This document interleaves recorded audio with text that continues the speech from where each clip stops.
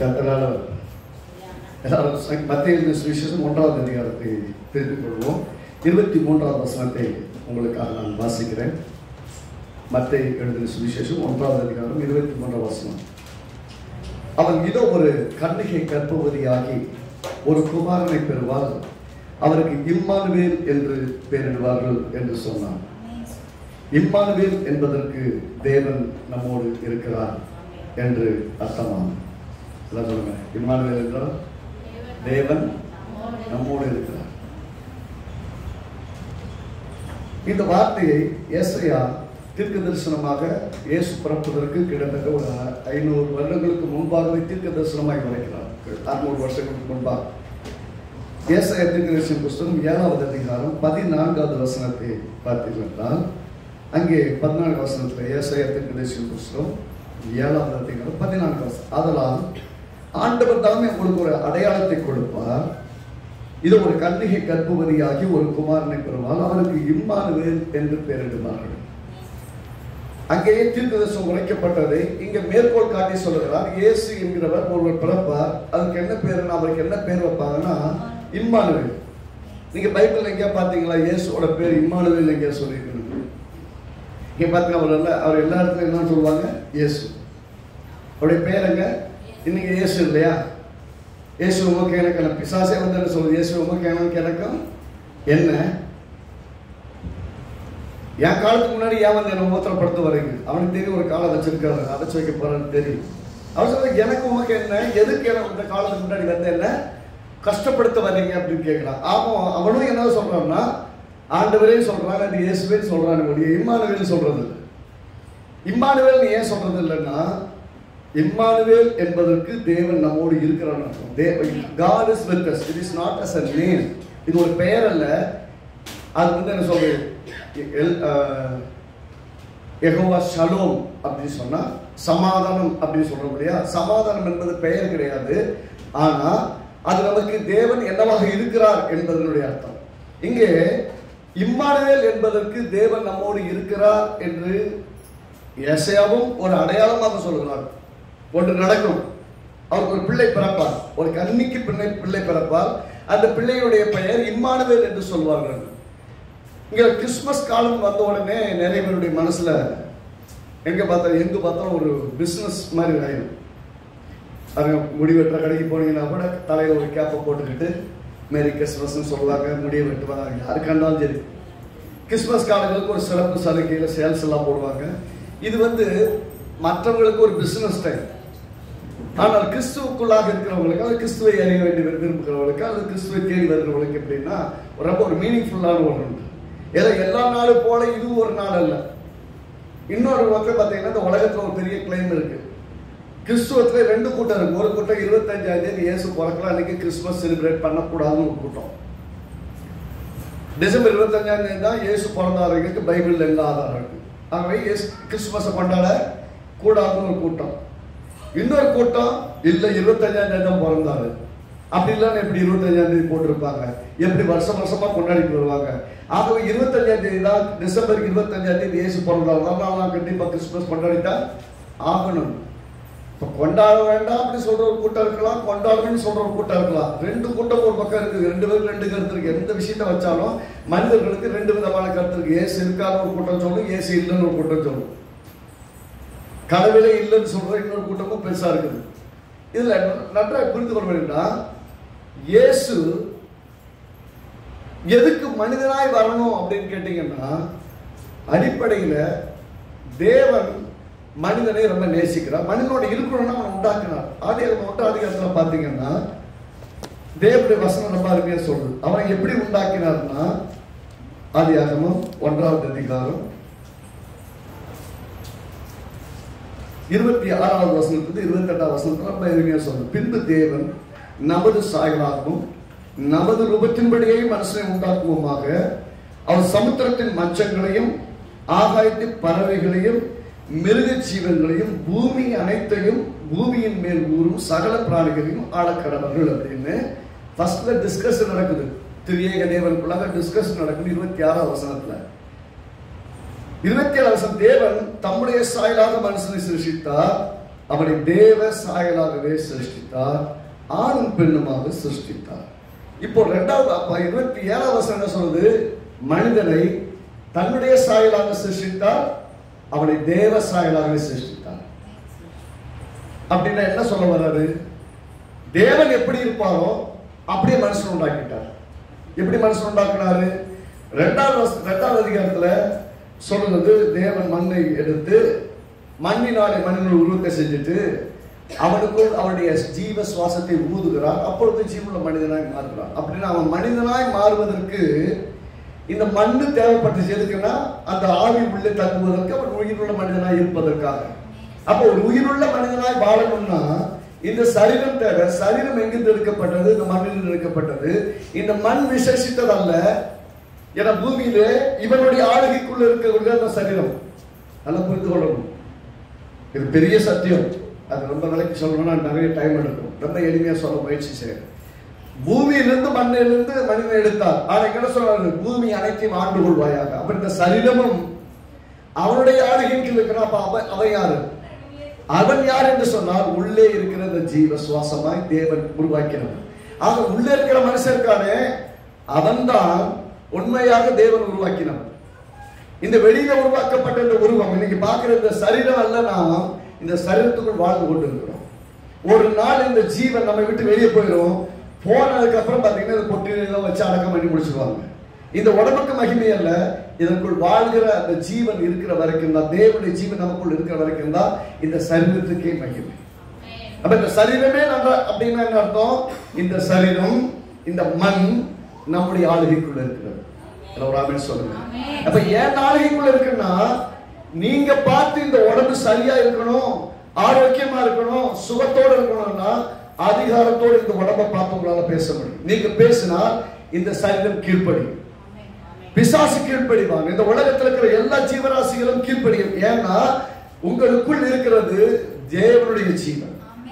அதனாலதான் இன்னைக்கு ராக்கெட்டை விடுறாங்க, பெரிய பெரிய சயின்டிபிக்கலான விஷயத்தெல்லாம் கண்டுபிடிக்கிறாங்க. தேவன் அறியாதவர்களா இருந்தாலும், தேவனை அற்றவர்களா இருந்தாலும் கூட அவனுக்கு அவ்வளவு ஞானம், அவ்வளவு திறமை, அவ்வளவு ஆற்றல் ஏன் இருக்குதுன்னா உள்ளே இருக்கிறது தேவனுடைய ஜீவன். பாவத்தினாலே மரணம் உள்ளே பிரவேசித்து விட்டது. பாவத்தினாலே தேவனை விட்டு துண்டிக்கப்பட்டு விட்டான். தேவனோடு உறவில்லை. அவ்வளவுதான். எல்லா மனிதர்களுக்காகவும் எல்லா மனிதர்கள் எப்படி உண்டாக்கி இருக்காருன்னா கடவுளை மாதிரி உண்டாக்கிட்டார். எல்லாம் என்ன சொல்லிட்டாங்க? குரங்கு மாதிரி உண்டாக்கிட்டாங்க. குரங்குல இருந்து மனுஷன் வந்தாலும் எல்லாம் பார்க்க குரங்கு மாதிரி பாரு, உன் தாத்தா பாரு, உன் பாட்டியை பாரு, உன் முன்னோட பாருன்னு சொல்லிட்டு இருக்கிறாங்க. அப்படின்னா குரங்கிலிருந்து பிறந்தவன் மனிதன் அல்ல, தேவனிலிருந்து வந்தவன் தான் மனிதன். எல்லாம் சொல்லுங்க, நான் தேவனிலிருந்து வந்திருக்கிறேன். நான் தேவனிலிருந்து பிறந்திருக்கிறபடியால் நான் எப்படி பார்க்க கூடாதுன்னா என்னை தாழ்வாய் பார்க்க கூடாது. இந்த உலகம் சொல்லுது மனுஷன் அவன் உருவாக்கப்பட்டதுக்கு பல வரலாறு சொல்லுது. இந்த எங்க குடும்பத்தில் கவனம் இருக்காங்க, எல்லாத்துக்கும் தெரியும். எங்க வீட்டுக்கு பாஸ்டர் வர பயப்படுவாங்க. பாஸ்டர் பிடிச்சி திட்டிய துரத்தி விட்டுருவேன். பாஸ்டர் ஏகப்பட்ட கேள்வி கேட்பேன், அவனுக்கு பதில் சொல்ல தெரியாது. ஏன் தெரியாதுன்னா பாவம் அவங்களுக்கு தெரியுமா தெரியாதான்னு தெரியல, இல்லை கேட்கறதுக்கெல்லாம் பதில் சொல்லக்கூடாதுன்னு சொல்லலையான்னு தெரியல.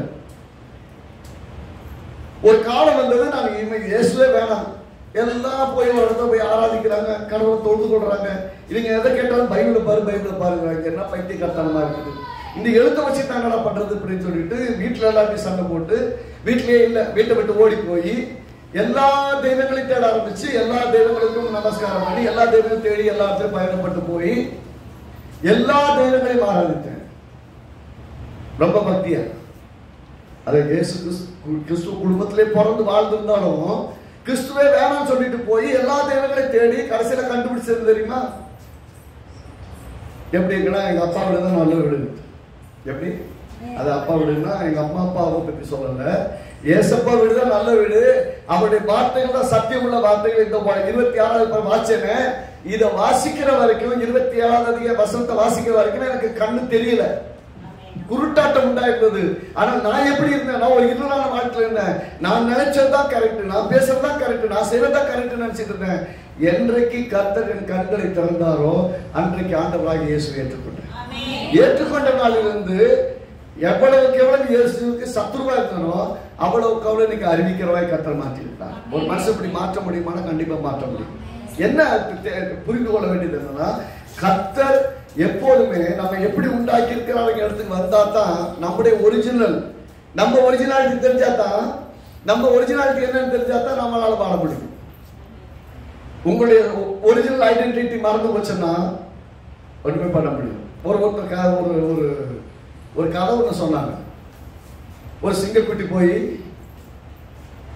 பன்னிக்குட்டிகளோட சேர்ந்து வாழ்ந்துட்டு இருந்துச்சான். ஏதோ ஃபிலிமில் வந்ததுன்னு சொல்லிட்டு இருந்தாங்க. ஏதோ ஒரு அனிமேஷன் ஃபிலிம் என்ன ஃபிலிமு கத்த தெரியல. அதில் என்ன சொன்னாங்கன்னா, ஒரு சிங்கக்குட்டி போய் பன்னி கூட்டத்தோடு வாழ்ந்துட்டு இருக்குது.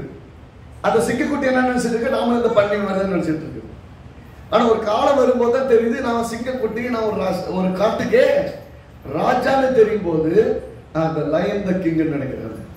கடைசியில் அப்பதான் எனக்கு ரெக்கக்னைஸ் ஆகுது, இல்ல நான் அந்த பன்னி கூட்டத்துல பன்னியோட பன்னியா இருக்கிற ஆள் கிடையாது, நான் ராஜா, காட்டுக்கே ராஜா. அவங்க அப்பா இறந்துட்டாங்க.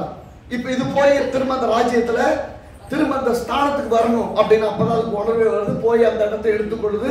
அது சின்னதா இருந்தாலும் ஆளுகிறதா இருக்கிறது. அது உங்க குழந்தைங்க, சின்ன குழந்தைங்கன்னு பார்க்காதீங்க, இதுக்கு அறிவு இல்லைன்னு பார்க்காதீங்க, அதுக்கு திறமை இல்லைன்னு பார்க்காதீங்க.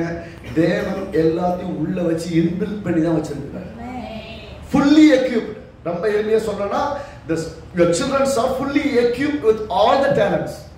அதனால யாரையும் அற்பமா என்னாதீங்க, எல்லாருக்கும் திறமையை வச்சிருப்பார். சிலர் படிப்பு யாராவது பிடிக்காது, ஏன்னா நிறைய படிக்க சொல்லுவாங்க, ரொம்ப படிக்க சொல்றாங்க. எக்ஸாமே வைக்காம தான் நல்லா இருக்கும். எக்ஸாமே வைக்காம இவங்களை வந்து கலெக்டர் ஆகிட்டா நல்லா இருக்கும். அந்த ஆபீஸை யோசிச்சு பாருங்க, அந்த கவர்மெண்ட் யோசிச்சு பாருங்க, உருப்பிடுமா? எக்ஸாமே வைக்காம பாஸ் பண்ணி விட்டுட்டு இவனை போய் கலெக்டர் ஆக்கி விட்டா அந்த அலுவலகம் எப்படி இருக்கும்? ஒரு ஆபீஸே இருக்கட்டுமே, ஒரு ஃபங்க்ஷனுக்கு மேனேஜர் வச்சுட்டாங்கன்னா அந்த ஆபீஸ் எப்படி நடக்கும்? உருப்படாது. ஏன்னா எப்படி நிர்வாகிக்கணும்னு தெரியாது. ஏன்னா இதை படிச்சிருந்தா தானே. தன்னுடைய ஸ்தானத்தை மறந்து போன மனிதன் தேவன் என்ன சொல்றாரு? தன்னுடைய சாயலின்படி தம்முடைய சாயலாக மனுஷனை சிருஷ்டித்தார். சேர்ந்து வாசிப்போம். 21வது ஆதியாகமம் 1:27. தேவன் தம்முடைய சாயலாக மனுஷனை சிருஷ்டித்தார், அவரை தேவ சாயலாகவே சிருஷ்டித்தார். He is created in the image and likeness of God. likeness of God அவரை போலவே. அப்படின்னா உங்களை கண்ணாடியில பார்க்கும்போது நீங்க நட்டையா, குட்டையா, ஒல்லியா, கருப்பா, கலரா இதெல்லாம் கிடையாது. இது வெளியே. உள்ள எப்படி இருக்கீங்கன்னா அவரை மாதிரியே இருக்கீங்க. உள்ள அவரை மாதிரியே இருக்கீங்கன்னா அவர் எதையெல்லாம் செய்ய முடியுமோ அத்தனை உங்களால் செய்ய முடியும். அதனால இயேசு சொன்னாரு, காற்றையும் கடலையும் பார்த்து பயந்து, ஐயரே நம்ம செத்து போகிறவங்களுக்கு கவலை இல்லையான்னு இயேசுவை வந்து எழுப்பினவர்கிட்ட கேட்கிறாரு, அற்ப விசுவாசிகளை ஏன் சந்தேகப்பட்டீர்கள் அப்படின்னு கேட்கிறார். அப்படின்னு என்ன அர்த்தம்? இந்த காற்றையும் கடலை பார்த்து நீ அதட்டி இருக்கணுமே, நீ ஏன் அதட்டல? நான் இன்னைக்கு உங்களுக்கு சொல்றேன், கர்த்தர் உங்களோடு இருக்கிறார். நீங்க பார்த்து உங்கள் வாழ்க்கையின் சூழல்கள், சவால்களை பார்த்து இயேசுவின் நாமத்தை அது நிற்கட்டும் என்று கட்டளையிட்டால் அது கீழ்ப்படியும்.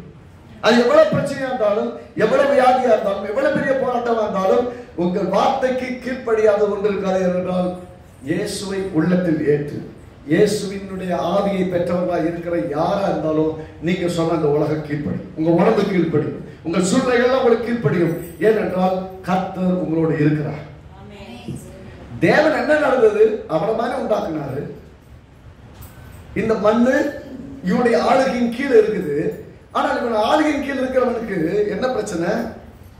பாவம் உள்ள நுழையுது. எப்படி நுழையுது? பிசாசான் சொல்றான். கர்த்தர் சொன்னாரு இந்த தோட்டத்துல 2வது அதிகாரம் 14 வருஷம் சொல்லுது, தேவனாய் கர்த்தர் மனுஷன் நோக்கி, நீ தோட்டத்தில் சகல விருட்சத்துக்களை புசிக்கலாம், ஆனாலும் நன்மை தீமை அறியத்தக்க விருட்சத்தின் கனியை புசிக்க வேண்டாம், இதை நீ புசிக்கும் நாளிலே சாகவே சாவாய். டெத் வில் கம் என்கிறார். மரணம் வரும் சொல்றார். சொன்னதுக்கு அப்புறம் இவன் அதை செய்கிறான். இவன் செஞ்சாலும் மனைவி செஞ்சாலும், மனைவி சாப்பிட்டு கொடுத்தாங்களா அப்படிங்கிறதுக்கெல்லாம் மேல இவனும் வாங்கி புசிக்கிறான். இவனுக்கு இன்ஸ்ட்ரக்ஷன் கிளியர். இதை செய்யாதே, செய்தால் உனக்கு பாவம், நீ மரணத்தை சந்திப்பாய் சொல்றாரு. இவனுக்கு எதை பத்தி யோசிக்கிறார்? இவங்க என்ன நினைக்கிறாங்க? கர்த்தர் எனக்கு கொடுக்காத சிலது வச்சிருக்கிறாங்கன்னு நினைக்கிறாங்க. ஆல்ரெடி இவங்களை ஃபுல்லி எக்யூப்டா வச்சிருக்கிறாங்க. பிசாசு வந்து என்ன சொல்றான்? இதை சாப்பிட்டேன்னா உன் கண்ணு திறக்கும், தேவர்களை போல ஆயிருக்கும். ஆல்ரெடி தேவர்களா தான் இருக்கிறாங்க. இவங்களுக்கு என்ன தெரியலன்னா, நான் தேவர்களை போல இருக்கிறேன் அல்லது தேவனை போலவே உண்டாக்கி இருக்கிறான்னு அவளுக்கு தெரியல, அல்லது அதை குறித்த குறைவான அறிவு அல்லது அதை பற்றி தெளிவில்லாத நிலைமை. ஆகவே இவங்க சொன்ன உடனே நம்பிடுறாங்க. நம்பி சரசமா அப்படித்தான் அவன் நீங்க பாத்தீங்கன்னா இந்த கிரெடிட் கார்டு விற்கிறவங்க பார்த்தீங்கன்னா பராமரிப்படுவாங்க. என்னோட மோசம் உங்களுக்கு அந்த ஆஃபர் இருக்கு, இந்த ஆஃபர் இருக்கு, அது இருக்கு, இது இருக்கு, இன்சூரன்ஸ் இருக்கு, இதை வாங்கிட்டீங்கன்னா பெரிய ஆயிடலாம். 50 நாளுக்கு அப்புறம் கடனை கட்டினா போதுன்னு காடை கையில கொடுக்குற வரைக்கும் வைப்பான். காடை குடிச்சது உங்க குடிமை அவங்க கையில, காடு உங்க கையில. அப்புறம் ஒரு சார்ஜஸ் போடுவான், நீங்க கட்டாம விட்டீங்கன்னா அதை வச்சு வீடு கட்டிடுவான். ஏன்னா இந்த உலகம் அப்படிப்பட்ட உலகமா இருக்குது. அதை மொத்தம் நீங்க சிக்காத வரைக்கும் தான் தப்பிச்சிங்க, சிக்கிட்டீங்க ஒண்ணுமெல்லாம் பண்ணுங்க. அதே மாதிரி பிசாசு சில பாவங்கள் மற்ற காரியங்களை உங்களுக்கு பார்த்து நயம் காட்டுவான். அந்த உலகம் நல்லா இருக்கு பாரு, நீ என்ன ஆண்டவருடைய பிள்ளை மாதிரி இருக்கிற. உண்மையிலே நிறைய பேர் நிறைய வாலிப பிள்ளைகளுக்கு என்ன பிரச்சனைனா, வெளியே எல்லாரும் நல்லா என்ஜாய் பண்றாங்க. என்ஜாய் பண்ணட்டும், அவங்கள மாதிரி நான் என்ன என்ஜாய் பண்ண விட மாட்டேங்கிறீங்களே. சிலருக்கு என்னன்னா வயசான காலத்துல ஆண்டவராக இயேசு விசுவாசிகள், ரொம்ப வயசானதுக்கு அப்புறம் இப்பயே போய் எதையும் அனுபவிக்க மாட்டாங்க. எப்ப பார்த்தாலும் அது சரியில்லை, அது பாவம், இது பாவமா. பாவத்துடைய விஷயமே புரியல. நல்லா பாருங்க, பாவம் அப்படின்னு சொல்லும் போது செயல்களை மட்டுமே மையப்படுத்தி செயல்களை மட்டுமே சொல்றோம். குடிச்சான், வெறிச்சான், விபச்சாரம் பண்ணா, வேசித்தனம் பண்ணாங்கிறதுக்குமே அண்டரை பண்ணும். ஆதாமுடைய பாவம் என்ன நல்லா கவனிச்சு பார்த்தீங்கன்னா ஒரே விஷயம்தான். தேவன் என்ன சொன்னாரு, இதை சாப்பிடாத, புசிக்கும் நாள்ல சாகவே சாவாயினார். இவன் புசிக்காம இருந்த வரைக்குமே அவர் எனக்கு தேவன் என்று அறிவித்துக் கொண்டிருந்தார். எனக்கு மேல ஒரு தேவன் இருக்கிறார், உண்டாக்கினவர் இருக்கிறார். as long as he obey, அவ்வளவு நாளுக்கு கீழ்ப்படினான், அது வரைக்கும் தேவன் அவனுக்கு தேவனாய் இருந்தார், இவன் அவனால் உண்டாக்கப்பட்டவனாய் இருந்தான். எப்போ தேவன் சொன்னதை மீறி பிசாசு சொன்னதை செய்தானோ, தேவன் இவனுக்கு தேவனாக இல்லை, பிசாசு இவனுக்கு தேவனாக மாறிவிட்டான். பிசாசு தேவனாய் மாறினதுனால என்றைக்கு பிசாசுக்கு கீழ்ப்படித்தானோ அப்பொழுது இவனுடைய ஆளுகையின் கீழ் இருந்த எல்லாம் பிசாசுடைய ஆளுகைக்கு போய்விட்டது. பிரச்சனைக்கு அதாவது கிறிஸ்துவ சமுதாயமும் ஒன்ன புரிந்து கொள்ளாம விட்டு போச்சு. என்ன புரியாம போயிடுச்சுன்னா, மனிதனுடைய பிரச்சனை அவனுடைய செயல்கள் அல்ல. இப்படி சொல்லணும்னா, ஒரு மாமரம் மாங்கனியை கொண்டு வரும் ரைட்டா. ஒரு மாமரத்தை நட்டு வச்சா மாங்காய் காய்க்கும். அது போலதான் ஒரு பாவி கிட்ட என்ன எதிர்பார்க்க முடியும், பாவ செயல்களை தான் எதிர்பார்க்க முடியும். அவங்க கிட்ட இருந்து வரக்கூடிய கனிகள். அதனால இயேசு நிறைய இடத்துல சொல்வாரு, அவனுடைய கனிகளால் நீங்கள் அவர்களை அறிய முடியும். அப்படின்னா என்ன பழம் வருதுன்னு பாருங்க. அதனால அத்தி மரத்துல திராட்சை பழங்களை பறிக்க முடியுமான்னு சில இடத்துல கேள்வி கேட்பாரு. அப்படின்னு அர்த்தம்லாம் மரம் மாத்தியெல்லாம் கனி வராது, அவனுடைய கனிகளால் நீங்கள் அறியலாம் அப்படின்றார். அப்படின்னா செயல்கள் கொண்டு ஒரு மனிதன் இப்படிப்பட்டவனா இருக்கிறான் என்று சொல்றதுனாலதான் மக்கள் என்ன பண்றாங்க, இவன் எதை செய்யறான் அதை செய்யறான், ஆகவே இவன் பாவி அப்படின்னு சொல்றாங்க.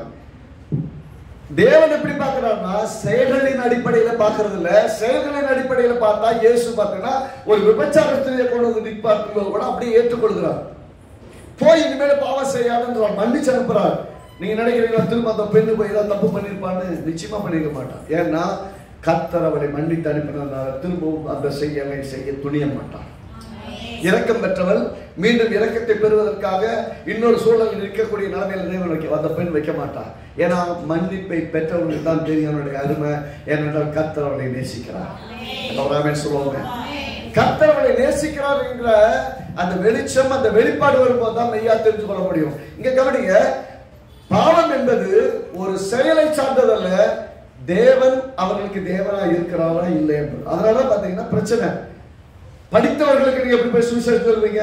அவன் படித்தவர்கள், கல்விமான்கள், எல்லா திறமையுடையவர்கள், அவருக்கு பண வசதி இருக்குது, ஒண்ணுக்கும் குறையில்லை, எல்லாமே நிறைவா இருக்கிறவர்களுக்கு இயேசு தேவைன்னு எப்படி சொல்வீங்க? எனக்கு வியாதி என்ன அப்படின்னு சொன்னா வியாதியை பற்றி சொல்லலாம், ஹெல்த்தியா இருக்கேனே, எனக்கு பண தேவை இருக்குன்னா அவருக்கு பண தேவை இருக்கா, வாங்க ஜெபம் பண்ணுவோம், ஏசப்பா உங்களுக்கு ஹெல்ப் பண்ணலாம் சொல்லலாம். ஏன்னா அவருக்கு பண தேவை இருக்குதுன்னு. அவர் தான் ஐஸ்வர்யவானா இருக்கிறாரு, அவருக்கு எது இயேசு தேவை? நீங்க அவருடைய தேவைகள், அவருடைய பிரச்சனைகள் மட்டும் முன்னாடி வச்சுட்டு இந்த இயேசு உங்களுக்கு தேவைன்னு சொன்னா அது அர்த்தமற்றது. எது பிரச்சனைனா உண்மையாகவே உங்கள் தேவன் உங்களுக்கு தேவனாக இருக்கிறார்? உங்களை உண்டாக்கினவர் யாருன்னு உங்களுக்கு தெரியுமா? உங்களை உண்டாக்கினவர் உங்களை எப்படி உண்டாக்கி இருக்கான்னு உங்களுக்கு தெரியுமா? உங்களை உண்டாக்கின தேவன் உங்களோடு வாழ்றான்னு உங்களால் சொல்ல முடியுமா? இன்றைக்கு காலையிலே கர்த்தரோடு நான் பேசினேன் என்று உங்களால் சொல்ல முடியுமா? கர்த்தர் என்னோடு பேசுவதை நான் கேட்டேன், நான் உணர்ந்தேன் என்று உங்களால் சொல்ல முடியுமா? சொல்ல முடியலன்னா உங்களுக்கு இயேசு தேவை. பிரச்சனை தான். எது தேவைன்னா இயேசு உங்களுக்கு தேவையா இல்லையா? ஏன் இயேசு தேவை? தேவன் என்னோடு இருக்கிறான்னு உங்களால் சொல்ல முடியலன்னா, இல்லைங்க இருக்கிற மாதிரி ஃபீல் பண்றேன் ஆனா இருக்கிற மாதிரி தெரியல அப்படின்னீங்கன்னா பிரச்சனை வந்து நம்மளை புரிந்து கொண்டதில்லை. என்ன சொன்னேன்? ஆதாமுக்கு நன்றாய் தெரியும் தேவனை போல உண்டாக்கப்பட்டிருக்கிறான். பிரச்சனைங்க இன்னொருத்த வந்து சொல்றான் நீ தேவனை போல ஆயிடுவேங்கிறான். இது எப்படின்னா உங்ககிட்ட இருக்கிறதையே இல்லை அப்படின்னு சொல்லுவான். நிறைய சமயங்கள்ல இன்றைக்கும் கிறிஸ்துவ சமுதாயத்துக்குள்ள சரி கிறிஸ்துவ மக்களுக்குள்ள இருக்கிற அடிப்படை பிரச்சனை என்னன்னா, நான் யார் என்கிற அறிவு, கிறிஸ்துவுக்குள் நான் யார் என்று இருக்கிறது தெரியாதனால, என் கூட யார் இருக்கிறான்னு தெரியாதனால எப்ப பார்த்தாலும் பயம். நின்னா பயம், நடந்தா பயம், உட்கார்ந்த பயம், ஓடினா பயம், தூக்கத்தை பண்ண பயம், நிழலை பார்த்தா பயம், இருளை பார்த்தா பயம், எப்ப பார்த்தாலும் பயம். ஏன்? இயேசு என் கூட இருக்கிறார் என்ற விஷயத்த மறந்துடுறான். ஆதாமுக்கு என்ன பிரச்சனை? அவன் தேவனற்றவனா எப்படி போனான்? தேவனை அவன் தேவனாய் அங்கீகரித்தது எப்படி? எது வரைக்கும் அந்த கனியை நன்மை தீமை அறியத்தக்க கனியை பறித்து புசிக்காமல் இருந்தானோ அது வரைக்கும் அவனுக்கு தேவனுக்கு கீழ்ப்படிந்தான். தேவன் அவனுக்கு தேவனாய் இருந்தான். என்றைக்கு அந்த கனியை எடுத்து புசித்தானோ அப்பொழுது யார் வார்த்தையை கேட்டு புசித்தான்? பிசாசுடைய வார்த்தை.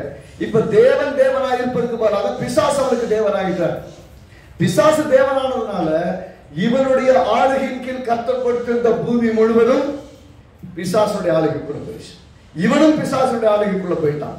அப்போ மனிதனுடைய பிரச்சனைங்க தேவனற்றவனாய் போய்விட்டான். ஆனால் தான் பாத்தீங்கன்னா பின்னாடி ஜீவ விருஷத்தை வச்சிருக்காங்க. பிடிங்கி சாப்பிட்டான்னா பாதியா டெய்லி நிரந்தரமா வாழ்ந்துட்டான்னா அவனை மீட்கவே முடியாது. பாவியா நிரந்தரமா வாழ்ந்துட்டான்னா நன்மை தீமை அறியத்தக்க விருட்சம் மாதிரி ஜீவ விருட்சத்தையும் வச்சிருக்கிறாரு.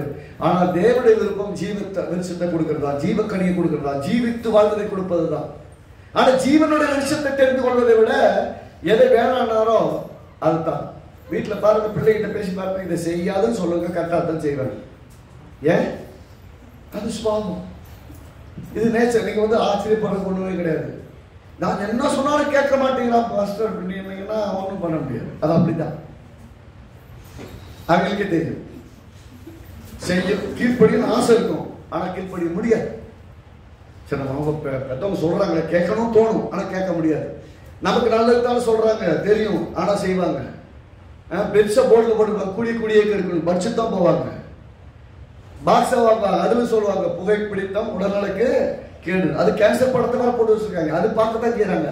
பார்த்துதான் அப்படி தெரியாமலாம் கிடையாது, தெரிந்து விரும்பிதான் செயல்படுகிறார்கள். அப்படின்னா மனுஷனுக்கு பிரச்சனை எங்கன்னா, என்றைக்கு இவன் ஆளுகிறவனா இருந்தாலும் அந்த ஆளுகிற வரைக்கும் தேவன் இவனோடு இருந்தார். எப்படி என்னைக்கு இவன் அது பல முந்தின நாள், அது முந்தின நாள் நைட்டு எப்படின்னா முந்தின நாள் சாயங்காலம் வந்து ஆண்டவர் பேசிட்டு போயிருக்கிறார். அடுத்த நாள் சாயங்காலம் மனம் ஓடி ஒழிஞ்சிட்டு இருக்கிறான். ஏன்? நடுவொருத்த வந்து போயிட்டான். காலையில ஒருத்தர் ஒன்றும் இல்லை, காலையில நல்லா அழகா ஜெபம் பண்ணிட்டு, ஏசப்பா எல்லாத்துக்கும் கூட இருக்கீங்க, எனக்கு பெரிய காரியங்களை செய்வீங்க, நான் தைரியமா இருக்கிறேன், ஆண்டு வரைக்கும் ஜெபம் பண்ணி முடிச்சுட்டு அப்பதான் கிளம்புவீங்க. நடுவில் ஒருத்தர் வந்துட்டு போவாங்க, உங்களுக்கு தெரியுமா அப்படின்ட்டு போவாங்க. அவ்வளோதான் பண்ணி போச்சு. அன்னைக்கு சாயங்காலம் வரைக்கும் ஃபீஸ் பிடிக்க விட்ட மாதிரி இருக்கும். திரும்ப ஆண்டவர்கிட்ட போய், ஆண்டவரே என்னை பலப்படுத்துங்கிற ஜெபம் பண்ண வரைக்குமே எதையோ நஷ்டப்பட்டு நிக்கிற மாதிரி இருப்பீங்க. தேவன் கூட இல்லையோங்கிற உணர்வை கொண்டு வந்து போயிடுவாங்க. ஒன்றும் மறக்கக்கூடாது. இன்னைக்கு இந்த கிறிஸ்துமஸ் தினத்துல ஒன்றை மனதில் வைக்கணும், இம்மானுவேல் என்பதற்கு தேவன் என்னோடு இருக்கிறார். என்னோட இருக்கிறார்னா அர்த்தம் என்பது மட்டும் கிடையாது, அது சத்தியம். என்ன நடந்தது? இயேசு இந்த பூமியில மனுஷனா வர வேண்டியதாச்சு. அதனால மனிதன் தேவனோடு வாழும்படி தேவனை போல உண்டாக்கப்பட்டவன் தேவனுடைய ஸ்தானத்தையும் தேவனுடைய தன்மையும் இழந்துட்டான். மீண்டும் இவனை தேவனுடைய தன்மையிலும் தேவனுடைய ஸ்தானத்திலும் தேவனை போலவே மனுஷனை மறுபடி மாற்றணும். அதுக்கு ஒரே ஒரு வழி என்ன பண்ணணும்? ஒன்னே இவனை கொண்டிருக்கணும்.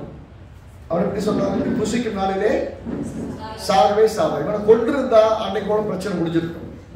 அப்புறம் மனுக்குளம், பூமியில ஜனத்தரம், ஜனக்கூட்டம் எப்படி உண்டாயிருக்கும்? பூமியிலே மனிதர்கள் உண்டாக்கப்படுவதற்கு வாய்ப்பு இல்லாம போயிருக்கும். ஏன்னா ஒரு மனுஷனை கொண்டுட்டீங்கன்னா அப்புறம் எங்கிருந்து சந்ததி கொண்டு வர்றது? அப்ப மனிதன் உயிரோடு இருக்கணும், ஆனாலும் மீட்பு நடக்கணும். அந்த மீட்பை நடத்தணும்னா இந்த மனுஷனுடைய ரத்தம் எப்படிப்பட்டதா இருக்குன்னா பாவத்தினால் இருந்த ரத்தமா இருக்கும். இவனுடைய ரத்தத்தை பலியிட முடியாது. அதனால இவனுக்கு பதிலாக மிருக ஜீவன்களை பலியிட வைத்து அதை அடையாளமாக காண்பித்துக் கொண்டே வந்தார். இதை ஒரு நாள் வரும், இயேசு ரட்சகர் வந்து மீட்பை தருவார். அந்த மீட்பை தர அந்த நாள் வரைக்குமே இவர்களுக்கு தான் பாவிகள் என்று உணர வேண்டும். என் பாவி, எனக்கு பரிகாரம் தேவை என்பதை அவன் உணர்ந்து தேவனை நோக்கி கேட்க வேண்டும். தேவன் இவனுக்கு பதிலாக, இவனுடைய பாவங்களுக்கு பதிலாக ஒரு ஆட்டுக்குட்டியையோ அல்லது ஒரு மிருகச்சீவனையை பலியிட செய்து ஒவ்வொரு முறையும் ஒரு உயிர் மரிக்கும் போது இவனுக்கு என்ன உணர்வு வரணும் எதிர்பார்த்தாருன்னா, நான் பாவி, எனக்கு ஒரு ரட்சகர் தேவை, தேவன் தேவை என்பது உணர வைக்கணும்னு நினைச்சாரு. ஆனா இவங்க என்ன நினைச்சாங்க தெரியுமா? ஆண்டவருக்கு நிறைய பலி தேவை போல இருக்கு நினைக்கிறாங்க. நிறைய சமயத்தில் நினைக்கிறோம்னா ஆண்டவருக்கு நிறைய காசு கொடுத்தா, நிறைய துதிகளை கொண்டு 1000 துதி சொன்னா, நிறைய அவளுக்காக நேரத்தை செலவழிச்சா ஏதோ ஒண்ணு நடந்துரும் நினைச்சீங்கன்னா உங்களை ஏமாத்திக்கிறீங்கன்னு அர்த்தம். கர்த்தருக்கு நீங்க தான் தேவை. எல்லாம் சொல்லுங்க, கர்த்தருக்கு நான் தான் தேவை, கர்த்தருக்கு நாம தான் தேவை. நம்முடைய அதெல்லாம் அப்புறம் தான். முதல்ல நமக்கு தேவனுக்கு யாரும் தேவை? நம்ம தான் தேவை. நம்மை அவர் மிக நேசிக்கிறார். அதனால பலிகளை நிறைய செலுத்தினாங்க. பலிகளை பார்த்த உடனே கர்த்தர் சந்தோஷப்பட்டு நினைச்சாரு. பலிகள் மேல அவர் பிரியம் இல்லை. ஒரு காலத்துல இப்படியே சொல்றாரு, உங்க பலிகளால் நான் இழைத்து போனேன், என்னால முடியல, ஐ எம் சிக் அண்ட் டயர்டுங்கிறார். முடியல என்னால. பாவம் செய்யாம இருக்கடான்னு சொன்னா பாவத்தை செஞ்சு பலியை செலுத்திட்டு இருக்கீங்களே, இவ்வளவு பலி யார் கேட்டாங்க? பலி செலுத்த சொன்னது நீங்கள் என்னோட இணைவதற்கு உதவி செய்வதற்கான தானே இல்லையா? நீ செஞ்சுக்கிட்டே இருப்ப, நீ பலி செலுத்திக்கிட்டே இருப்ப, அப்ப பலியை மட்டும் நீ ஏத்துக்கிட்டே இருப்பேன்னு நினைச்சீங்கன்னா அது ஏமாத்துறாங்க. கர்த்தனை எதிர்பார்க்கிறாரு, வாழ்க்கை மாறணும் எதிர்பார்க்கிறாரு, வாழ்க்கை நன்றாய் மாறணும் எதிர்பார்க்கிறாரு, கர்த்தரோட நடக்கணும் எதிர்பார்க்கிறாரு, என் கூட என் பிள்ளை இருக்கணும் எதிர்பார்க்கிறாரு. சொல்லுங்க, உங்க வெளிநாட்டுல உங்க பிள்ளை போய் உட்காந்துருக்கு, ஏதோ ஊர்ல உட்காந்து பேசுங்க, உங்களுக்கு காசு மட்டும் கொடுத்தா போதுமானதா இருக்குமா? இல்ல வெளிநாட்டுல போய் உட்காந்து எங்கெங்க போய் பாருங்க, துபாய் அங்கங்க போய் உட்காந்து ஒர்க் பண்றாங்க, ஷார்ஜா அங்கங்கே போய் ஒர்க் பண்றாங்க. அங்கிருந்து வருஷம் வருஷம் பணம் எடுத்துறாங்க. எங்க வீட்டுக்காரர் எங்க வீட்டை விட்டு வெளியே போயிட்டாரு, எங்க உட்காந்து இருக்கிறாரு, எனக்கு வீட்டை என் கூட இல்ல, வெளியே எனக்கு காசு மட்டும் கொடுக்குறாருன்னா அந்த காசு உங்களை திருப்திப்படுத்துமானா? படுத்தாது. தேவை சந்திக்கப்படும், அவ்வளவுதான். தேவைகள் சந்திக்கப்படும். ஆனால் கூட இல்லாததால் உங்களுக்கு நீங்க பண்ற வேதனை உங்களுக்கு தான் தெரியும். அப்படின்னா என்ன அர்த்தம்? மனிதனோடு தேவன் எப்போதும் உறவாடி கொண்டு இருக்கணும்னு ஆசைப்படுறாரு. அதுக்கு தான் மனுஷன் அப்படி உண்டாக்குனாரு. அவனோடு உறவாடி கொண்டிருந்தாரு. பாவம் மனுஷனை தேவன் அற்றவனாக மாற்றிடுச்சு. இப்ப தேவனுக்கும் அவனுக்கு தொடர்பு இல்லாதவனா போயிட்டான். ஆகவே தேவனற்ற ஒரு பெரிய சமுதாயம் இந்த உலகம் முழுவதும் வந்துருச்சு. ஆகவே மீட்பு ஏற்படுத்தப்பட வேண்டும் என்ற ஒரே ஒரு காரணத்துக்காக தேவன் மனிதனோடு இருக்க வேண்டும் என்று விரும்பினார். அது நடக்கல. மீண்டும் தேவன் மனிதனோடு இருக்கணும்னா ரட்சகர் வரணும். ரட்சகர் வரணும். ரட்சகராக யார் வர முடியும்? எத்தனையோ பேர்களை ரட்சகர் சொல்லி பல நியாயாதிபதிகள்ல பார்க்கலாம். மோசே, யோசுவாக்கு அப்புறம் பார்த்தீங்கன்னா நிறைய நியாயாதிபதிகள் இருந்தார்கள், நிறைய ராஜாக்கள் இருந்தார்கள். அத்தனை பேர் இருந்தாலும் ஒருத்தருடைய ரத்தத்தை கொண்டும் மனுஷனுடைய பாவங்களை சுத்திகரிக்க முடியாது. அப்படின்னா பாவம் இல்லாத ஒருத்தர் வரணும். அதனால இயேசு பாத்தீங்கன்னா சங்கீதங்களின் புஸ்தகம் 40ஆம் சங்கீதத்துல இயேசு அப்போ வந்து வார்த்தையா இருந்தவர். அவருக்கு அப்போ பேரு இயேசு கிடையாது. கேட்டுங்களா? 40ஆவது அதிகாரம் சங்கீதம் 40 6ஆவது வசனத்தை வாசிப்போம். 6ஆவது வசனம், பலியும் காணிக்கையும் நீர் விரும்பாமல், எல்லாரும் தச்சா சேர்ந்து வாசிப்போம். பலியையும் காணிக்கையும் நீர் விரும்பாமல் என் செவியை திறந்து சர்வாங்க தகன பலியையும் பாவ நிவாரண பலியும் நீர் கேட்கவில்லை. அப்பொழுது நான் இதோ வருகிறேன், புத்தக சுருளில் என்னை குறித்து எழுதியிருக்கிறது. என் தேவனே, உமக்கு பிரியமானதை செய்ய விரும்புகிறேன். உமது நியாய பிரமாணம் என் உள்ளத்தில் இருக்கிறது. என்ன சொல்றாருன்னா, நியாய பிரமாணம் அப்படின்னு சொன்னா இது எல்லாம் செய்தால் பிழைப்பார். நியாய பிரமாணத்துக்கு 10 கட்டளை கொடுத்தாரு. 10 கட்டளை செய்கின்றதுக்கும் செய்யாதவர்களுக்கும் 10 கட்டளை. அதனால விளக்கங்கள் தான் நியாய பிரமாணம். நியாய பிரமாணம் என்ன செய்யும்? இது எல்லாம் செய்தால் பிழைப்பார். செய்கிறவன் பழப்போம். அப்படின்னு என்ன அர்த்தம்? செய்ய முயற்சி பண்ணாங்க, முயற்சி பண்ணி ஒவ்வொரு வருஷமும் பலி செலுத்தினாங்க. அப்படின்னு என்ன அர்த்தம்? செய்ய முயற்சி பண்ண என்னால் முடியல. மதம் என்ன சொல்லுகிறது? மதம் சொல்லும் போது அது எந்த மதமா இருந்தாலும், கிறிஸ்துவ மதமா இருந்தாலும் அதை சேர்த்து சொல்லணும். கிறிஸ்துவ மதமா இருந்தாலும் சரி, இது எல்லாம் நீ செய்தால் கர்த்தர் உன்னை ஆசீர்வதிப்பார் என்று சொன்னால் அது மதம். கர்த்தர் உனக்காக எல்லாவற்றையும் செய்து முடித்து விட்டால், நீ விசுவாசித்தவரை ஏற்றுக்கொண்டால் நீ ஆசீர்வதிக்கப்படுவாய் என்று சொன்னால் அது கிறிஸ்துவ. ஆமென். திரும்ப சொல்றேன், மதம் என்ன செய்ய சொல்லுன்னா, நீ எல்லாத்தையும் பரிகாரம் பண்ணு, அதை பண்ணு, இதை பண்ணு, கட்ட காணிக்க கொடு, தசம்பாத்து கொடு, இப்படி எல்லாத்தையும் இதெல்லாம் கொடுத்தா தான் கர்த்தருடைய ஆசீர்வதிப்பார் சொன்னா அது மதம். மதத்தை பின்பற்றி போனா புத்தி கெட்டு போயிடும். அது கிறிஸ்துவ மதமா இருந்தாலும் மதம் பிடித்தவர்கள் மாதிரி மாறிடுவோம். அது பேர் நல்லா வச்சிருக்க பேரு மதம். மதத்தை பின்பற்றுகிறவர்களுக்கு பைத்தியம் பிடிச்சு போயிடும். மனிதர்கள் மேல இறக்கம் இருக்காது. கர்த்தர் காண்பிக்கிற இறக்கம் தயவு எதுவுமே காண்பிக்க மாட்டாங்க. ஏன்னா கடவுள் வந்து மனிதனை நேசிக்கிறார், அந்த நேசமே இருக்காது. இதை செய்யலன்னா நீ அவ்வளவுதான், நீ செய்யலன்னா அவ்வளவுதான் அப்படின்னு சொன்ன மக்கள். நீ செய்யலன்னா இதோட நீ முடிச்சுட்டேன்னு சொன்னா அடுத்த நிமிஷத்துல எப்படி இருக்கும்? ஐயோ ஏதோ நடந்திருமோ, ஏதோ ஆயிருமோ, ஏதோ வந்து ஏதோ ஆயிடுச்சு, என்ன பண்றது, இப்படி பயம் உள்ள தொத்திக்கிறோம். ஆனால் கர்த்தரை நேசிக்கிறார்னா எந்த நிலைமையில் இருந்தாலும் கர்த்தரை நம்புவோம். எந்த மோசமான நிலைமைக்கு போனாலும் கர்த்தரை நம்பி வருவோம். நான் சொல்றேங்க, இந்த கர்த்தரை தேடி வந்து ஒருத்தர் கூட வேணாம்னு அவர் சொல்ல மாட்டார். அவரை நேசிக்கிறார். அதுக்காக நீ பாவத்திலே வாழலாமா? பாவத்துல வாழ்ந்துகள் சொல்றாரு. சொன்னேன்ல, பலியை கொண்டு செலுத்தாத, எனக்கு பிடிக்கல அது, அதனால நான் வேதனைப்படுறேன்.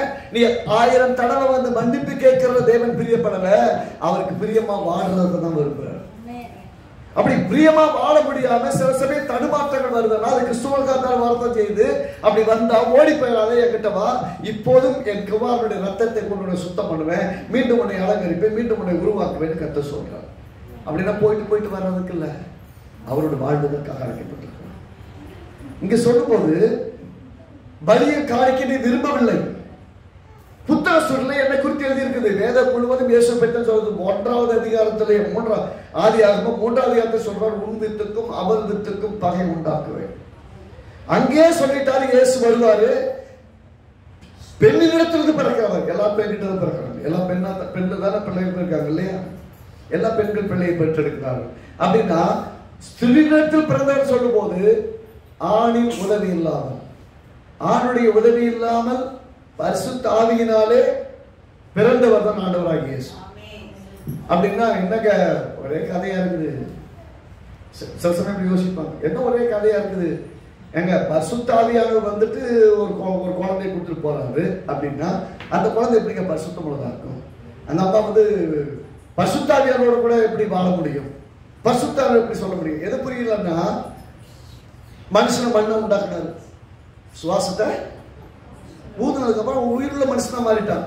ஒரு மண்ணுக்குள்ள அவர் ஜீவ சுவாசத்தை ஊதி மனிதனாக்க முடியும் அப்படின்னா இவருடைய வார்த்தை அனுப்புனா அந்த கருவுக்குள்ள இயேசுவை உண்டாக்க முடியாதா? ஏன்னா வார்த்தை மாமிசமாய் மாறியது. வார்த்தை உள்ள போன போது வார்த்தை அங்கே கருவாக மாறி ஒரு உருவாக மாறி வேதம் அப்படிதான் சொல்றது, வார்த்தை மாமிசமாகி நம்மத்திலே உலாவினார். நான் சொல்றேங்க, வார்த்தை ஒரு இயேசு வைக்கிற மனிதனாக மாற முடியும்னா உங்க வாழ்க்கையில் இந்த இயேசு கிறிஸ்துவனுடைய வார்த்தைகள் என்னவாகவும் மாற முடியும். சுகமாய் மாற முடியும், அற்புதமாய் மாற முடியும், விடுதலையாய் மாற முடியும், சமாதானமாய் மாற முடியும், ஆசீர்வாதமாய் மாற முடியும், எல்லாவற்றையும் உங்களுக்கு மாற்றி தர முடியும். அவரை கர்த்தரை நீங்க எப்படி பாக்குறீங்க? இவர் சொல்றாரு, நீங்க பலிய விரும்பல, காணிக்க விரும்பல. இந்த அறிவு சங்கீதக்காரனாகிய தாவீதுக்கு உண்டாச்சு, தேவனுடைய வெளிப்பாடு உண்டாச்சு.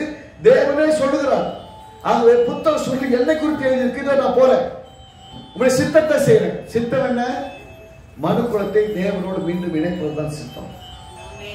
பாவத்தில் கிடைக்கிற மனிதன் பரிவடியோ தேவனுடைய குமாரனோடு கூட தேவனோடு கூட இணைவதுதான் முக்கியம். அதுக்காக சொல்றாரு எபிரேயர்கள் நிருபத்துல இன்னும் அதை பத்தி நம்ம அருமையா சொல்றோம். எபிரேயர்கள் நிருபம் 10வது அதிகாரத்துல,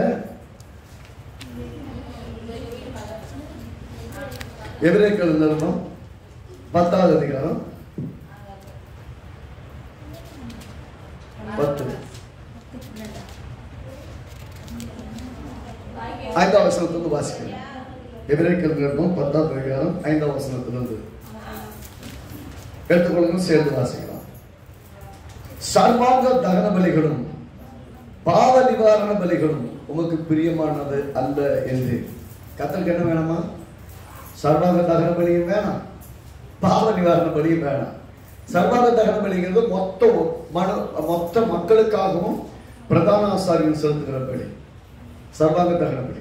பாவ நிவாரண பலிகளா, நான் பாவம் செய்துட்டு உணர்ந்தவர்கள் தங்களுக்காக பாவத்துக்காக பலிகளை கொண்டு செலுத்தினார்கள். இன்னைக்கு நிறைய இடத்துல பலிகளை செலுத்திட்டு இருக்கிறாங்க. ஆனா நாம பலி செலுத்துறது இங்க ஆராதிக்க வர்றோம், ஆராதிக்கிறோம், துதிகளின் பலிகளை மட்டும்தான் செலுத்துகிறோம். எந்த மிருகத்தையும் பலியிடுறதில்லை, மனுஷனையும் பலியிடுறதில்லை. ஏன் பலியிடுறதில்லை? ஏனென்றால் இயேசு கிறிஸ்து ஏற்கனவே பலியிடப்பட்டு விட்டார். நம்முடைய பாவங்களுக்காக ஒரு தரம் இயேசு பலியிடப்பட்டு விட்டார். சொல்றாரு, சர்வாங்க தகன பலிகளும் பாவ நிவாரண பலிகளும் உமக்கு பிரியமானது அல்ல என்றார். அப்படின்னா கர்த்தருக்கு தேவை ஒரு மிருகத்தினுடைய பலி அல்ல, நம்மையே ஜீவ பலியாக ஒப்புக்கொள்ளும். எதுக்கு? அவர் உங்களுக்குள்ள வாழணும். நிறைய பேருக்கு ஏசப்பா உங்களுக்காக வாழணும் அப்படி எத்தனை பேர் சொல்லி ஜெபம் பண்ணிட்டு இருப்பாங்க இல்லையா? உமக்காக வாழணும். ஆண்டவர் உமக்காக வாழணும் அப்படின்னு சொல்றது விரும்புறது இல்லை. உண்மையே சொல்றேன், உமக்காக நான் வாழணும் ஆண்டவரே நீங்க சொல்ற விரும்பல. அவர் உங்களுக்குள்ள இருந்து வாழ விடுங்க. எப்படி? உங்களுக்குள்ள இருந்து வாழ விடுங்க. அவர் உங்களுக்குள்ள இருந்து வேலை செய்ய விடுங்க. அவர் உங்களுக்குள்ள இருந்து அவரை வெளிப்படுத்த விடுங்க. அப்படி அவர் உங்களுக்குள்ள இருந்து வெளிப்பட ஆரம்பிச்சிட்டார்னா அற்புதமாயிருக்கும். அப்ப கர்த்தர் என்னது? உமக்காக வாழணுங்கிறது இல்ல, நீங்க என் மூலமா வாழுங்க. இந்த வாழ்க்கை உம்முடைய வாழ்க்கை, உமக்காக நான் வாடுறதுக்காக கிடையாது. என் மூலமா நீங்க வாழுங்க, நீங்க வெளிப்படுங்க. நீங்க உங்களுடைய அன்பு, உங்களுடைய வல்லமை, உங்களுடைய கிருபை, உங்களுடைய அற்புதங்கள் எனக்குள்ளாக விளங்கட்டும். என் மூலமா நீங்க வெளிப்படுங்க.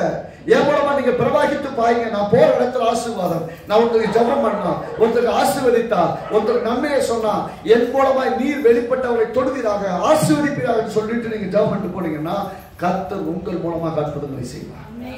ஏன்னா இம்மானுவேல் உங்களோட இருந்தா நீங்கள் அற்புதங்களை செய்கிறவங்களா போவீங்க. நீங்க அற்புதத்தை தேடி ஓடுறவங்களா இருக்க மாட்டீங்க. நீங்களே அற்புதங்களும் அதிசயங்களும் இருப்பீங்க. உங்களை பார்க்கும்போது அதிசயமா இருக்கு. நீங்க என்னடா பண்றாங்க ஒண்ணுமே புரியல. இது வந்து ஜெபம் பண்ணிட்டு போனா நல்லா இருக்குது. உடனே காலை தூக்கி விட்டுட்டு நான் காலம் தெரியுமா பெரிய வரம் பெற்ற தேவதாசன்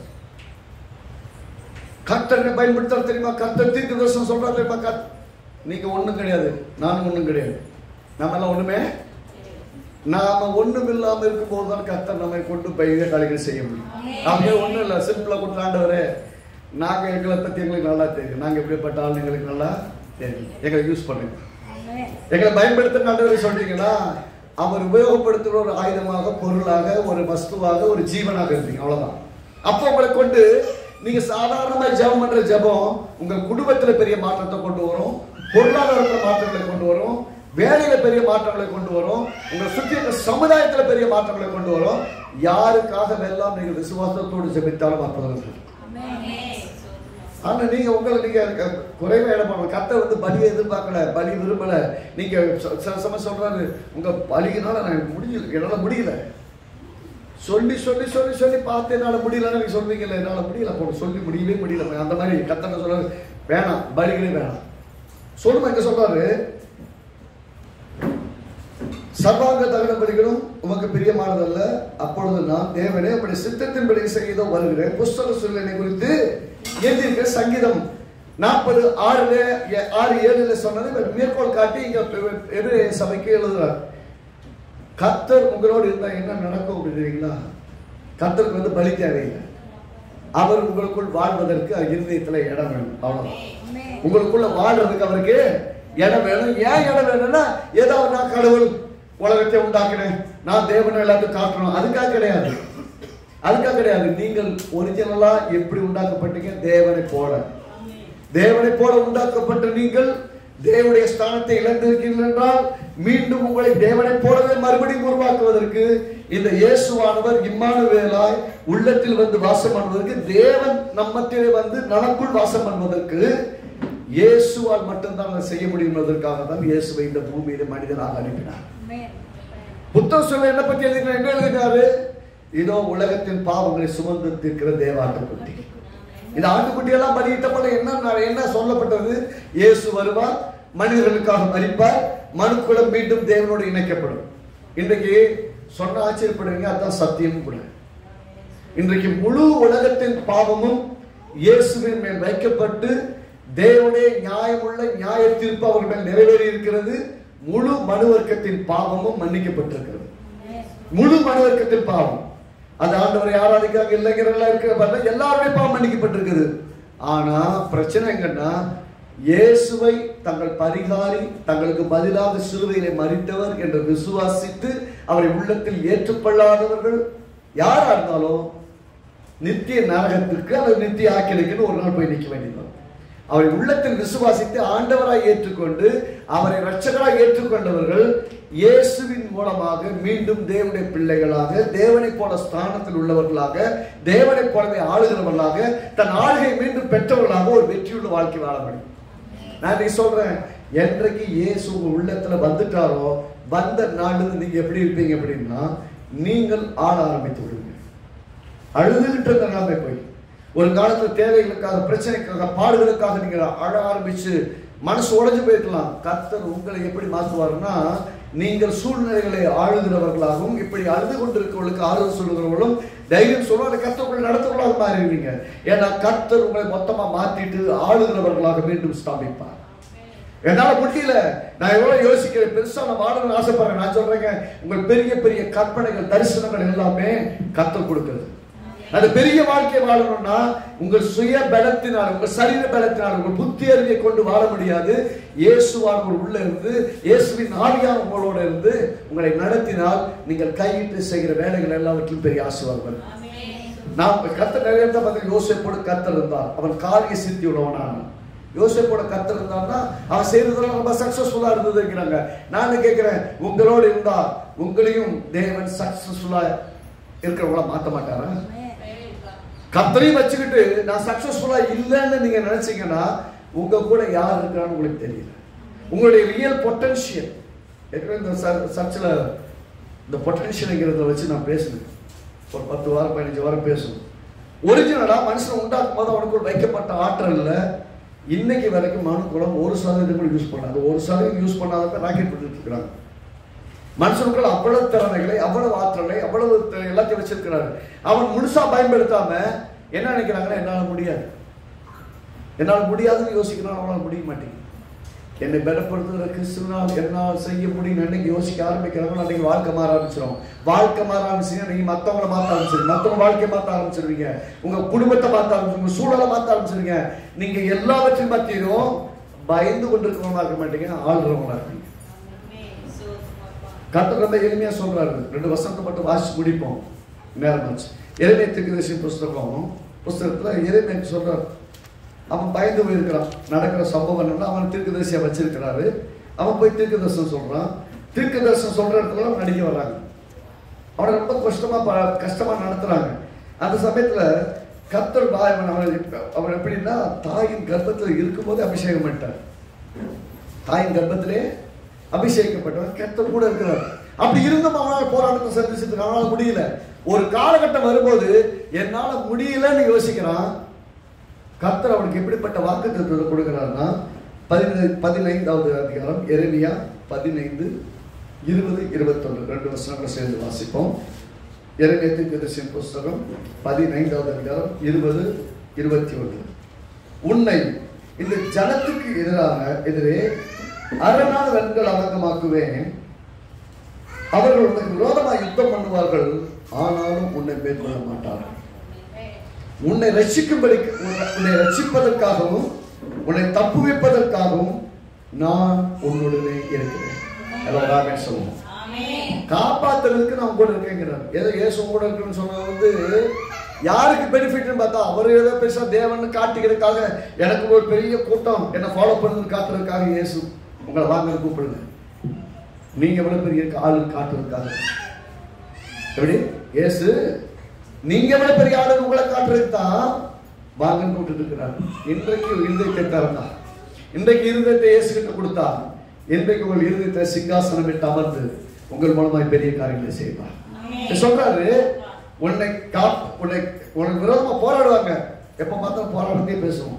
என்ன பார்த்தா எங்க பார்த்தாலும் என் கூட போராடுறாங்க, எங்க பார்த்தாலும் எனக்கு பிரச்சனை பண்றாங்க, எங்க பார்த்தாலும் என் கூட சண்டைக்கு வராங்க, எங்க பார்த்தாலும் என் மாதிரி பொறாமப்படுறாங்க. நான் ஒன்று தான் சொல்லுவேன், பொறாமைப்படுற மாதிரி உங்களால் வாழ முடியலன்னா நீங்கள் வாழ்க்கையை ஆரம்பிக்கிறேன். சொல்ற புரியுதான்னு தெரியும். மற்றவங்கெல்லாம் பார்த்து உங்களை பொறாமைப்படுற மாதிரி ஒரு வாழ்க்கை நீங்கள் வாழலைன்னா நீங்கள் இன்னும் வாழ்க்கையுமே ஆரம்பிக்கிற, கிறிஸ்துவ வாழ்க்கையை ஆரம்பிக்கிறேன்னு அர்த்தம். மற்றவங்க பார்த்து உங்களை பார்த்து பொறாமைப்படணும். எல்லாம் சொல்லுங்க, எல்லாரும் நான் பார்த்து பொறாமைப்படணும். அதாவது சர்ச்சை என்னதுயா?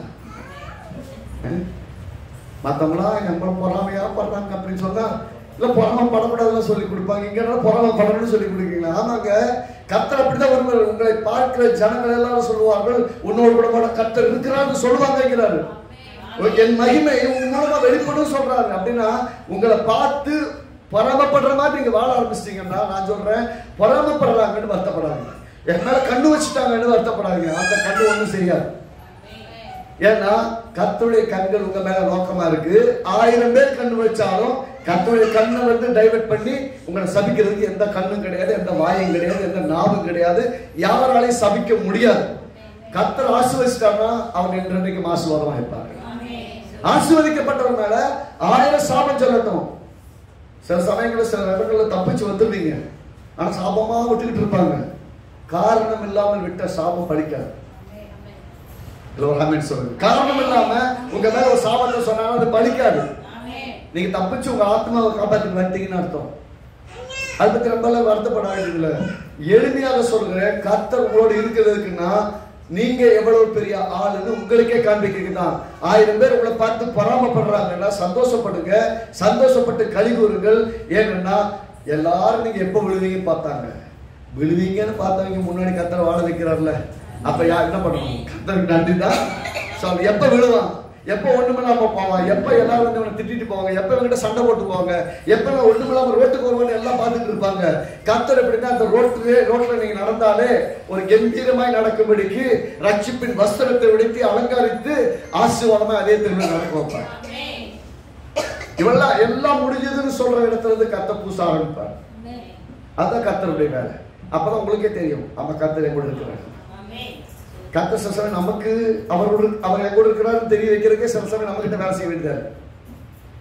இன்னைக்கு நாங்கள் சொல்லுறது தான், கர்த்தர் உங்களோடு எதுக்கு இருக்கிறார்னா உங்களை ரட்சிப்பதற்காக, உங்களை தப்புவிப்பதற்காக உங்களோடு இருக்கிறார். ரட்சிக்கிறதுக்குன்னா இயேசுவை ஏற்றுக்கொண்டவர்களுக்கு பிரச்சனைக்கு விடுதலை, இயேசுவை ஏற்றுக்கொள்ளாதவர்களுக்கு பாவத்திலிருந்து விடுதலை. இப்பயும் கூட ரொம்ப தூரத்தில் இல்லை. நீங்க இந்த இயேசு எங்கூட இருக்கிறாரு. நான் தேவனை போல உண்டாக்கப்பட்ட பின்பும் நான் தேவனோட எனக்கு உறவு இல்லை, ஐக்கியம் இல்லை, தேவனோட நான் வாழலை, தேவனோட நான் நடக்கலை. எனக்கு இந்த தேவனாகிய கர்த்தர் எனக்கு வேணும், இந்த இயேசு எனக்கு வேணும், என் தேவனோட இம்மானுவேல் என் கூட இருக்கணும். ஆனா இன்னைக்கு அந்த அந்த அந்த விதமான ஒரு எதிர்பார்ப்பு எனக்குள்ள இருக்குதுன்னு சொன்னா இந்த நிமிஷத்துல கூட நீங்க உங்களால அந்த ஆண்டவராகிய இயேசுவை விசுவாசத்தை ஏற்றுக்கொள்ள முடியும். இன்றைக்கு ஏற்றுக்கொண்டாலும் இந்த நாளிலிருந்து உங்களோடு கூட அவர் பயணப்படுவார். உங்களுக்குள் இருந்து உங்களை நடத்துவார். உங்களை ரட்சகராக மீட்பராக அவர் எப்போதும் இருந்து உங்களை நடத்துவார். சுவிசேஷம் தான். நீங்க எதாவது செய்யணுமா? ஒண்ணும் வேணாம். நீங்க எதாவது கொடுக்கணுமா? ஒண்ணும் வேண்டியதில்லை. நீங்க உங்க இருதயத்தை மட்டும் கொடுத்தா போதும். உங்கள் இருதயத்தில் இயேசு வந்து சிங்காசனம் விட்டமா இருப்பார். உங்களை நடத்த ஆரம்பிப்பார். அவர் நடத்த ஆரம்பிச்சா உங்கள் உள்ளத்துல இருக்கிற சந்தோஷம், சமாதானம், ஒரு பெரிய விடுதலை வேற எங்கேயுமே பார்க்க முடியாத தெய்வீகமான சமாதானம் எண்ணத்திலும் மனதிலும் ஆத்மாவிலும் பார்க்க முடியும். அப்ப நீங்க செய்கிற வேலை ஒரு பெரிய வெற்றியுள்ள வேலையா இருக்கும். நீங்க படிக்கும் போது மிக சாதிக்கிறவங்களா இருப்பீங்க. ஏதாவது காரியங்களை நடப்பிக்கிறவங்க தான் பெரிய வெற்றி உள்ளவங்களா இருப்பீங்க. நீங்க ஜெயிக்கிறத தடுக்கிறதுக்கு ஒரு பெரிய கூட்ட வேலை செஞ்சுட்டு பிசாசின் மக்கள் உங்களை எப்படியாவது ஜெயிக்க வைக்கிறதுக்காக கர்த்தர் கூட இருக்கீங்க சொல்றாரு. உங்களுக்கு விரோதமா போராடுவார்கள். எப்படியா? உங்களோட யுத்தம் பண்ணுவாங்க. எனக்கு யுத்தமே நடக்காது, கிறிஸ்துவங்கள் ஆயிட்டீங்கன்னா அந்த நாள் உங்களுக்கு யுத்தம் நின்று போகணும்னா பொய், நம்பாதீங்க. வேதம் ரொம்ப அருமையா சொல்லுது, நீதிமானுக்கு அநேக உபத்திரங்கள் உண்டு. எப்படியா? நீதிமானுக்கு அநேக உபத்திரங்கள் உண்டு, ஆனால் கர்த்தர் கூட நின்று விடுவிப்பார். வசனம் அப்படிதான் சொல்லுது. ஒழிய உபத்திரமே இல்லாத வாழ்க்கையை வந்து ஆண்டவர் வாக்கு பண்றது இல்லை. கர்த்தர் சொல்ல பிரச்சனை இருக்கும், ஆனா நான் கூட இருப்பேன். உன் பிரச்சனைகளை காப்பாத்துறதுக்கு, தப்பு வைப்பதற்கும் கூட இருப்பேன். உங்களை எப்படி ஆக்கிடுவேன்னு சொன்னா பிரான்ஸ் பில்லர் மேல ஆக்கிடுவேன். பிரான்ஸ் வந்து பிரான்ஸ் பில்லர் இல்ல, வால். அரண் அப்படின்னு சொன்னா ஒரு பாதுகாப்பு கோட்டை. உங்களை எப்படி ஆக்கிடுவாரா? இரும்பு கோட்டை மாதிரி கூட கிடையாது, அது கூட மெல்ட் ஆக்கிடுவாங்க. வெண்கல கோட்டை மாதிரி ஆக்கிடுவேன். நீங்க எப்படி ஆகினா ஸ்ட்ராங்கா ஒரு ப்ரொடெக்ஷன் வால் மாதிரி ஆயிருவீங்க. உங்களை கடந்து உங்க வீட்டுக்கு தொட முடியாது, உங்களை கடந்து உங்க பிள்ளைகளை தொடரும், உங்களை கடந்து உங்க தொழில் தொட முடியாது, வருமானத்தை தொட முடியாது, வாழ்க்கையை தொட முடியாது. கர்த்தர் அப்படிப்பட்ட ஒரு அரணான ஒரு வெண்கல அலங்கமாக உங்களை மாத்துறாரு. யார அவர் கோட்டை சோழ இருப்பேன்னு சொல்லல, உங்களை மாத்திருவேன். உங்களோட எப்படி இருக்கிறேன்? உங்களை தப்பி வைப்பதற்கும் ரட்சிப்பதற்கும் நான் உங்களோட கூட இருக்கிறேன் அப்படின்னு சொல்றேன். அப்ப கூட இருக்கிறாரு, ரட்சிக்கிறதுக்கு இருக்கிறாரு அப்படின்னு சொல்லிட்டு இது சொல்லும்போது நான் உன்னுடைய இருக்கிறேன். இம்மானுவேல் என்பதற்கு கர்த்தர் நம்மோட இருக்கிறார். அப்ப இம்மானுவேல் கூட இருக்கிறாருன்னா என்ன அர்த்தம்? என் பாவங்களை கழுவி மன்னித்து உங்களுடைய பிள்ளையாக ஏற்றுக்கொள்ளும் என்று யாரெல்லாம் அவர்கிட்ட ஒப்பு கொடுத்தாங்களோ அத்தனை பேரையும் கர்த்தர் ரட்சித்திருக்கிறார். தேவனுடைய பிள்ளையாகும்படியாக யோவான் 1:12 சொல்கிறது, அத்தனை பேரும் பிள்ளைகளாகும்படி அதிகாரம் கொடுத்திருக்கிறார். இயேசு தேவனுடைய பிள்ளைன்னா நல்லா கவனிக்கணும். பைபிள் ரொம்ப பெருசு. அது புரிய ஆரம்பிச்சதுக்கு அப்புறம் தான் மண்டையை தெளிவாச்சு. அது வரைக்கும் பைத்தியக்காரன் தான் இருந்தேன். வேதம் எளிமையா சொல்றது, எவர்கள் இயேசுவை விசுவாசித்து இரட்சகராக ஏற்றுக்கொண்டார்களோ அத்தனை பேர்களுக்கும் தேவனுடைய பிள்ளைகளாகும்படி அதிகாரம் கொடுத்தார். அதிகாரம். எனக்கு உரிமை இருக்கு, நான் தேவனுடைய பிள்ளை அப்படி தைரியமா சொல்ல முடியும். ஏன் சொல்ல முடியும்? இயேசுவை விசுவாசித்து ஏற்றுக்கொண்டவர்கள் அத்தனை பேரும் தேவனுடைய பிள்ளைகள். இயேசுவை ஏற்றுக்கொண்ட எல்லாருமே பிள்ளைகள் ஆக முடியுமா? அவர் அப்புறம் அவர் வாழ்ந்து போய் தான் சொல்லணுமே அப்படிலாம் கிடையாது. ஏற்றுக்கொண்ட அத்தனை பேரும் பிள்ளைகள். எல்லாரும் பிள்ளைகள் ஆயிட்டாங்கன்னு அர்த்தம். நான் அப்படி சொல்லும் பின்னாடியே அது புருஷனுடைய சித்தத்தினாலே அப்படி பிள்ளை கிடையாது. வேற ஒரு சித்தத்தினால, தேவனுடைய சித்தத்தினாலே. ஏதோ யோசிச்சு பிள்ளை பார்த்தாங்க அந்த மாதிரி கணக்கெல்லாம் கிடையாது. தேவன் திட்டம் பண்ணிட்டாரு. குமாரனை எவன் உடையவனாக இருக்கிறார்களோ, யார் இயேசுவை இரட்சகராக ஏற்றுக்கொண்டோ அத்தனை பேரும் தேவனுடைய பிள்ளைகள். இப்ப யோசிங்க, இயேசு யாருடைய பிள்ளை? இயேசு யாருடைய பிள்ளை? சத்தமா சொல்லுங்க. இயேசு தேவனுடைய பிள்ளை. நீங்க யாரு? இயேசு விசுவாசத்தை ஏற்றுக்கொண்டவங்க தேவனுடைய. அப்ப இயேசு உங்களுக்கு என்ன வித்தியாசம்? அப்படி இயேசு நான் ஒண்ணா? இயேசு நான் ஒண்ணு கிடையாது. ஏன்னா அவர் மரித்தோர் உயிர்த்தெழுந்த தேவன். தேவன் மனுஷனா வந்தாரு. இப்ப மனிதனை எப்படி உண்டாக்குனாரு? தேவனை மாதிரியே உண்டாக்குனாரு. அவன் என்ன பண்ணிட்டான்? பாவத்தினால தன் தேவ ஸ்தானத்தை, அந்த சாயலை, அந்த மகிமையை இழந்துட்டான்.